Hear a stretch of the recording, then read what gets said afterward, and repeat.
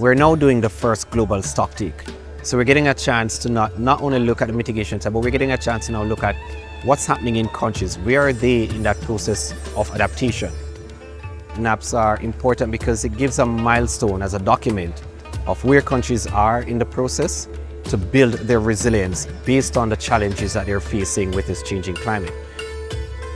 Adaptation is something that is very critical, and the vulnerabilities that maybe one area or one community faces is different from another.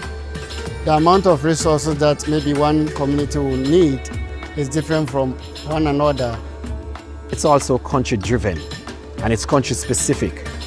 Adaptation in a country is local.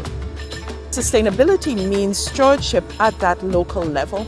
In our National Adaptation Plan, not only do we have the front part, which has the typical text, but we also have the table, which transparently represents what each of these stakeholders, when they came to the table, identified as key actions. And for us, that has meant that there's that kind of trust building, because we have an important planning document that actually enshrines what people did say they wanted to do. And it says, therefore, that no, not just you bring the watermelons, you bring the hot dogs, but what you prioritized. So you are planning, you are taking a decision for the next 10 to 15 years.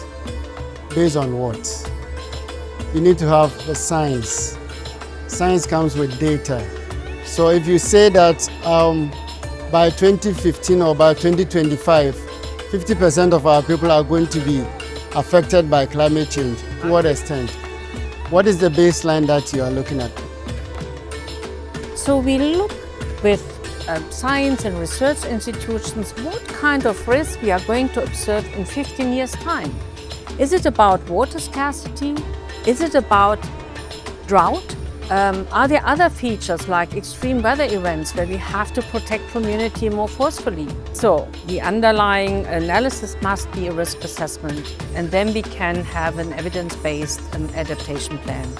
We definitely are working hand in hand and giving that kind of support, creating that enabling environment and connecting what's happening internationally to the local actors so that they have an opportunity now to replicate what they are doing, to scale up and to share with each other. Some of the slow onset events that are likely to be captured through the loss and damage fund can be lessened by building resilience, and for that reason NAPs is important. We're calling for ensuring that all countries will have a NAPs by 2025. I hope it will be possible and you will make it possible.